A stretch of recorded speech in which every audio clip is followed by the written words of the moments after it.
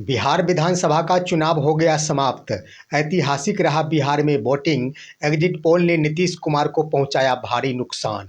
दोस्तों नमस्कार, मैं हूं आपका दोस्त एसके चौधरी। बिहार विधानसभा का चुनाव समाप्त हो गया, लेकिन इसी बीच बड़ा ऐतिहासिक वोटिंग देखने को मिला इस बार बिहार विधानसभा के चुनाव में। पहले चरण में जहां 8% ज़्यादा वोटिंग हुई, तो वहीं पर दूसरे चरण में 11 नवंबर को 12% अधिक मतदान हुए। वहीं पर एग्जिट पोल जारी होते ही आखिर मुख्यमंत्री श्री नीतीश कुमार को बड़ा नुकसान पहुंचाया गया है। आइए दोस्तों, आज के इस वीडियो में हम चर्चा करते हैं कि आखिर एग्जिट पोल ने कैसे नीतीश कुमार को भारी नुकसान पहुंचाया है और नीतीश कुमार की 10 हजारी शायद काम नहीं आ पाई।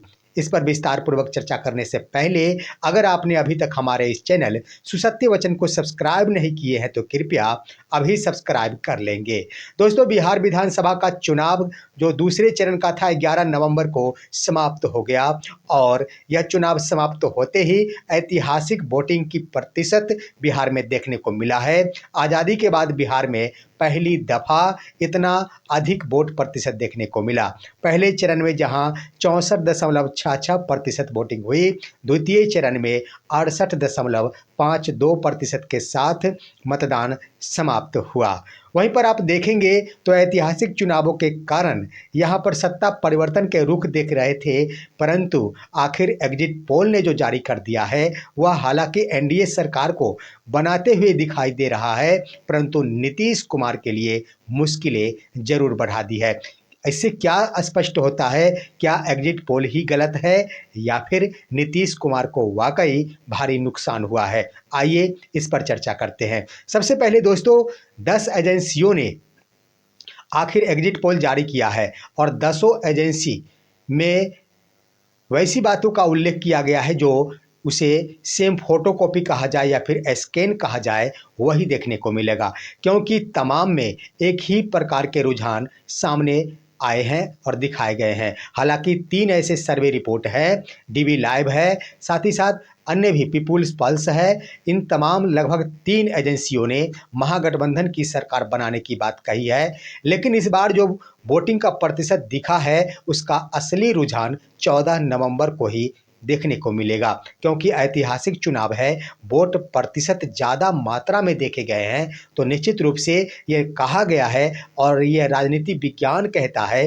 कि जब कभी भी वोटिंग प्रतिशत में ज़्यादा वृद्धि होती है, इसका सीधा अर्थ होता है सत्ता परिवर्तन। लेकिन आखिर 14 नवंबर को स्पष्ट हो पाएगा कि आखिर एग्जिट पोल सही है या फिर सत्ता परिवर्तन होना बिल्कुल लाजमी है। परंतु दोस्तों, एग्जिट पोल में जो वर्तमान में 10 एजेंसियों ने निर्धारित किए हैं उसके अनुसार नीतीश कुमार को भारी क्षति दिखाई गई है। वो कैसे दोस्तों?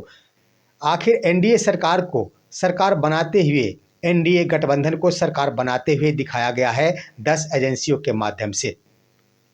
लेकिन सबसे बड़ी बात मैटर कि आखिर इतने प्रतिशत वोटों की वृद्धि हुई है, इसमें अहम भूमिका किसकी है? तो हर कोई बिना सोचे समझे या फिर आंख मूंद कर ही कह देते हैं वो कृपा है नीतीश कुमार की 10 हजारी की। नीतीश कुमार ने महिलाओं के खाते में 10-10 हजार रुपए भेजे, जिस कारण महिलाओं ने जमकर नीतीश कुमार को वोट दी है और अपार महिलाओं के समर्थन के फलस्वरूप ही एग्जिट पोल के माध्यम से एनडीए सरकार बनाती दिखाई जा रही है। वहीं पर आप देखेंगे दोस्तों, तो आखिर महिलाओं ने नीतीश कुमार को समर्थन की, महिलाओं का पूरा जमावड़ा नीतीश कुमार के पक्ष में वोट के रूप में पड़े, तो आखिर एग्जिट पोल में नीतीश कुमार के लिए 55 से 59 सीटें की बातें ही क्यों की गई है?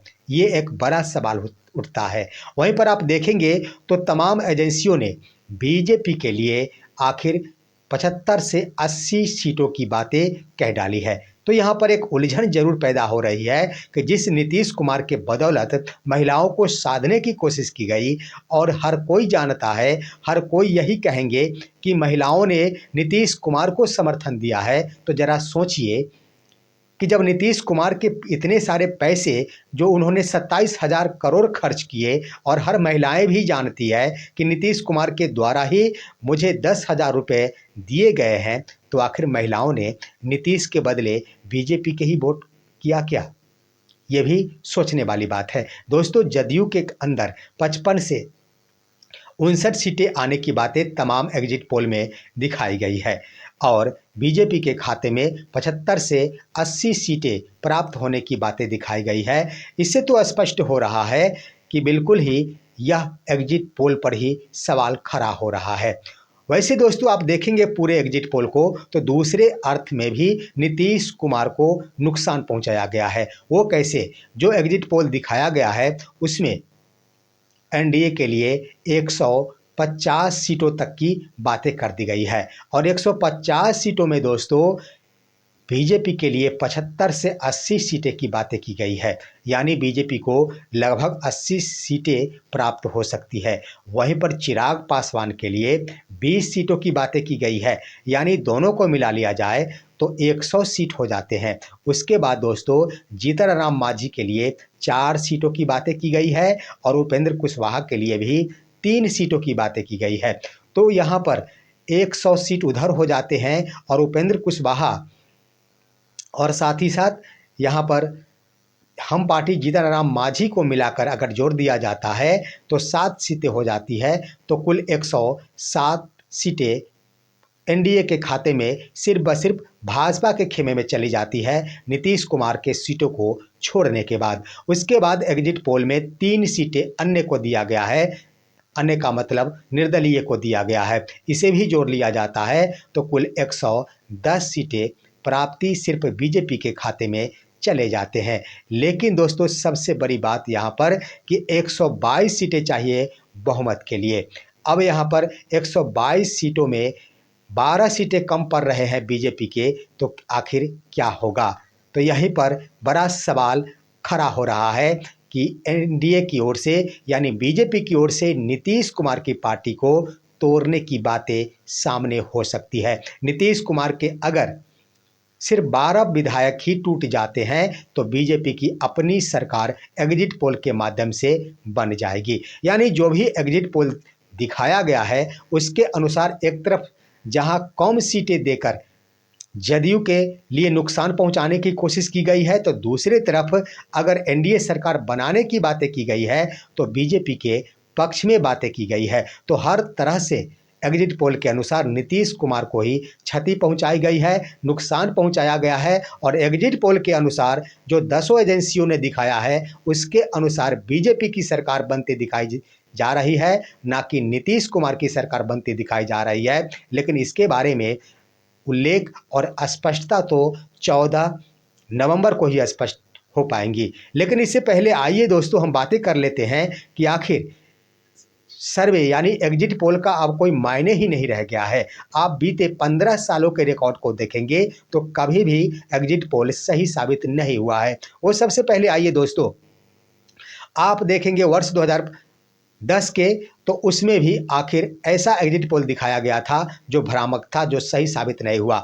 अब आइए वर्ष 2015 में, वर्ष 2015 में जब महागठबंधन यानी तेजस्वी प्रसाद यादव और नीतीश कुमार दोनों ही मिलकर साथ मिलकर चुनाव लड़े थे, उस वक्त भी आखिर एग्जिट पोल में एनडीए की सरकार बनती दिखाई गई थी। परंतु हुआ क्या था?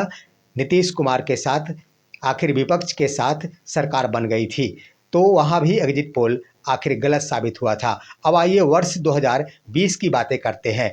वर्ष 2015 में जब महागठबंधन की सरकार यानी नीतीश कुमार के समर्थन के उपरांत बन गई थी, तब यही सर्वे कंपनियों को लगा था कि शायद पिछली बार गलती हो गई, इसलिए वर्ष 2020 में सर्वे कंपनियों ने महागठबंधन की सरकार बनते दिखाई दे दी थी और महागठबंधन के पक्ष में 160 सीटों प्राप्त होने की बातें कह दी गई थी। परंतु नतीजा ये हुआ कि वर्ष 2020 में महागठबंधन के पक्ष में मात्र 110 सीटें ही आई और एनडीए सरकार बन गई। उसके बाद आइए दोस्तों वर्ष 2024 के लोकसभा चुनाव की बातें करते हैं। वर्ष 2024 में जो लोकसभा के चुनाव हुए उसमें सर्वे रिपोर्ट के अनुसार एग्जिट पोल में सिर्फ बीजेपी को ही बहुमत के पार करार दिया जा रहा था और बहुमत प्राप्ति की बातें की जा रही थी और एनडीए के खेमे में 350 से ऊपर लोकसभा सीटें प्राप्त होने की बातें की जा रही थी और ये सर्वे रिपोर्ट में दिखाया गया था। परंतु जब वोटिंग की गिनती हुई उसके बाद बीजेपी 240 सीटों पर ही सिमट गई थी। अब आइए वर्ष 2025 की बातें करते हैं, जब हाल ही में झारखंड में चुनाव हुए। वहां पर भी एक बार फिर से एनडीए यानी बीजेपी समर्थित जो दल थे उनकी सरकार बनती दिखाई गई थी, परंतु वहां पर भी वह सर्वे रिपोर्ट गलत साबित हुआ और झारखंड मुक्ति मोर्चा की सरकार बन गई। तो इस तरह से पीछे 15 वर्षों के कार्यकाल को देखेंगे तो एक बार भी ऐसा अवसर नहीं दिखा जब एग्जिट पोल सही साबित हुआ है। और एक बार फिर से यहाँ पर जो एग्जिट पोल 2025 बिहार विधानसभा चुनाव के मद्देनजर दिखाया गया है उसके अनुसार तो स्पष्ट है कि यहाँ पर नीतीश कुमार को क्षति पहुंचाई गई है और बीजेपी के पक्ष में एग्जिट पोल जारी किया गया है, ये भी गलत साबित होने की संभावना है, जो पिछले रिकॉर्ड के आधार पर आखिर ध्यान केंद्रित किया जाता है। लेकिन दिलचस्प आखिर 14 नवंबर को होगा, आखिर एग्जिट पोल सत्य साबित होगा या फिर एग्जिट पोल गलत साबित होगा, या उसी दिन देखने को मिलेगा। फिलहाल आज की खबर यहीं तक। आप सभी हमारे इस वीडियो को लाइक कीजिए, अन्य दोस्तों के पास शेयर कीजिए और अब दीजिए अपने दोस्त को इजाज़त। हम फिर मिलेंगे आपसे अगले वीडियो में, तब तक के लिए नमस्कार।